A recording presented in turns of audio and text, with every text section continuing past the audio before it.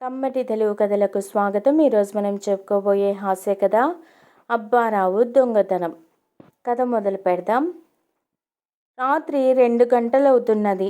చిమ్మ చీకటి. అక్కడక్కడ వీధి లైట్లు వెలుగుతున్నాయి. ఎక్కడా నరసంచారం లేదు. ఆ రోడ్డు మీద చీకటి మాటున నడుస్తున్న అబ్బారావు ఒక ఇంటి ముందు ఆగాడు. ఆ ఇంటికి తాళం వేసి ఉంది. ఆ ఇంటికి 2 పక్కల ఇల్లు లేవు. ఆ ఇంటికి ఒక పక్క దేవుని మంటపం ఉన్నది. తనకు దొంగతనానికి అనువైన ఇల్లు దొరికింది అనుకున్నాడు అప్పారావు.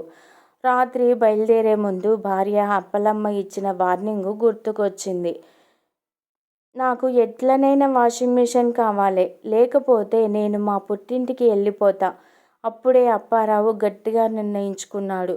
ఏ ఇంట్లోనైనా డబ్బు, బంగారం ఏదైనా ఎత్తుకురావాలి, లేకపోతే వాషింగ్ మిషన్ ఉన్నా సరే ఎత్తుకుపోతాను అనుకున్నాడు. జేబులోంచి తాళం చెవుల గుత్తి తీసి ఇంటి తాళం ఓపెన్ చేశాడు. 4-5 సార్లు ప్రయత్నించాక తాళం తెరుచుకున్నది. తలుపు తీసి లోపలికి వెళ్ళాడు. తలుపులు దగ్గరగా వేసి బెడ్రూంలోకి వెళ్ళాడు. బీరువాకు తాళం చెవులు వేలాడుతున్నాయి. దానిలో డబ్బు, బంగారం ఏమీ దొరకలేదు. ఇక లాభం లేదు, వాషింగ్ మిషన్ ఎత్తుకుపోవాల్సిందే అనుకుంటూ హాల్లోకి వచ్చాడు. ఒక్కసారిగా కొయ్యబారిపోయాడు. హాల్లో ఆ కుటుంబ సభ్యులంతా సోఫాలో కూర్చొని ఉన్నారు. తల్లి, తండ్రి, పిల్లలు వీళ్ళందరినీ చూసి షాక్ అయ్యాడు అప్పారావు. 15 ఏళ్ల అమ్మాయి కిన్నెర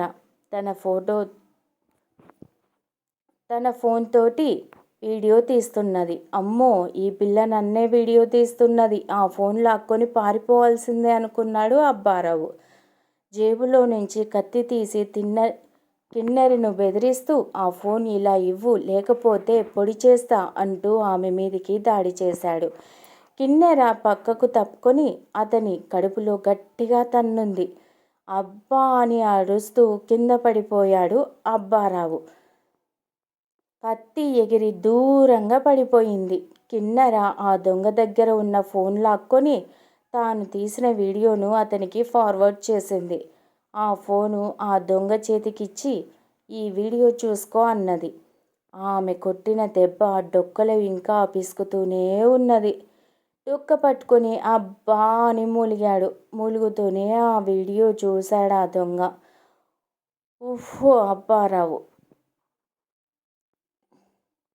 తాను బజార్లో తిరుగుతూ తాళం తీయడం, ఇంట్లోకి వచ్చి వెతకడం మొత్తం సినిమాలాగా ఉన్నది ఆ వీడియోలో. అసలు ఏం జరిగిందంటే, కిన్నెర ఫ్యామిలీ పెళ్ళికి వెళ్ళి వచ్చేశారు. కానీ తాళం చెవి అన్నయ్య దగ్గర ఉండిపోయింది. అన్నా వదినలు తరువాతి బస్సులో బయలుదేరుతున్నారు. వాళ్ళు వచ్చేసరికి మరో 2-3 గంటలవుతుంది. ఈలోగా తాళం పగలగొట్టడం ఎందుకని పక్కనే ఉన్న దేవుడి మంటపంలో విశ్రాంతి తీసుకుంటున్నారు ఆ కుటుంబం. వాళ్ళు మంటపం లోపల ఉండటం వల్ల అబ్బారావుకు కనిపించలేదు. అబ్బారావు ఇంటి తాళం తీయడం తల్లి చూసింది. కిన్నెర, ఎవరో దొంగ మన ఇంటి తాళం తీస్తున్నాడు అరిచి వెళ్ళగొడదాం పదవే. వద్దమ్మా, ఊరుకో, మనకు తాళం తీయడం రాకనే కదా ఇక్కడ తలదాచుకున్నాం.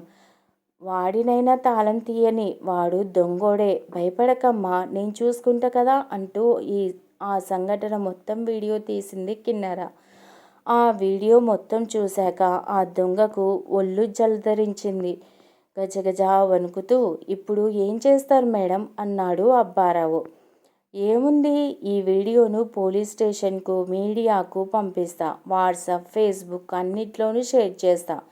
దేశమంతటా నీ మొహం సినిమాలాగా చూస్తారు. మస్తు సెలబ్రిటీ అయిపోతావులే అన్నది కిన్నెర.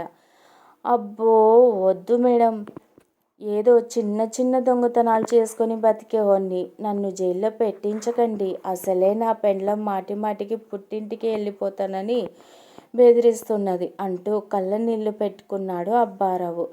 అయినా ఇంత గట్టిగా తన్నారేమిటి మేడం, అది కాలేనా లేక ఇనుపరాడ్డా అన్నాడు. డొక్క పట్టుకొని మూలుగుతూ అన్నాడు అబ్బారావు. నవ్వింది కిన్నెర. కరాటే బ్లాక్ బెల్ట్, దెబ్బ గట్లనే ఉంటుంది. నేను వెళ్ళిపోతా మేడం, నన్ను వదిలేయండి అన్నాడు అబ్బారావు బతిమిలాడుతూ. అయ్యో పోదువుగాని నేను ఏం చెయ్యకుండా ఉండాలంటే నువ్వు కొన్ని పనులు చేయాలి అంటూ అప్పారావుతో ఇల్లు ఊడిపించి తుడిపించింది. అంట్ల గిన్నెలు అలాగే ఉన్నాయి కిన్నెర అన్నది తల్లి. మన అబ్బారావు తోంపెడతడ్లే అమ్మా అంటూ అంట్ల గిన్నెలు అతనితో తోమించింది. బట్టలు ఉతికించింది. మీ ఇంట్లో వాషింగ్ మిషన్ లేదా మేడం? అడిగాడు అబ్బారావు. లేదు. ఏమైంది అని అడిగింది కిన్నెర. ఏం లేదు మేడం, గాచారం గాడిదలు కాస్తుంటే నుదిటి రాత బట్టలు ఉతికిస్తుంటుందని సామెత గుర్తొచ్చింది అంటూ నీరసంగా కూలబడ్డాడు. కిన్నెరకు ఏమీ అర్థం కాలేదు. ఇంతలో తెల్లవారింది. అన్నయ్య, వదిన వచ్చారు. ఇంటి తాళం చెవి నా దగ్గర ఉంటే మీరు ఇంట్లోకి ఎలా వచ్చారు? ఆశ్చర్యంగా అడిగాడు అన్నయ్య. జరిగిన కథంతా చెప్పింది కిన్నెర. ఇంట్లో ఒక మూలకు చెరగిలబడి మూలుగుతూ కూర్చున్న అప్పారావును చూపించి అందరికీ దండం పెట్టాడు అప్పారావు. అందరూ ఒక్కసారిగా పకపకమని నవ్వారు. నవ్వింది చాలు గాని కాఫీలు తాగండి అంటూ అందరికీ కాఫీలు ఇచ్చింది అమ్మ. అమ్మ ఇచ్చిన కాఫీ తాగి రిలాక్స్ అయ్యాడు అప్పారావు. ఇక మళ్ళీ ఎప్పుడు దొంగతనాలు చేయకూడదని నిర్ణయించుకున్నాడు. డొక్క పట్టుకుని కుంటూ వెళ్ళిపోయాడు. ఈ కథ మీకు నచ్చినట్లయితే ప్లీజ్ లైక్ చేయండి, షేర్ చేయండి. కమ్మటి తెలుగు కథల ఛానల్ను సబ్స్క్రైబ్ చేయండి. Thank you very much.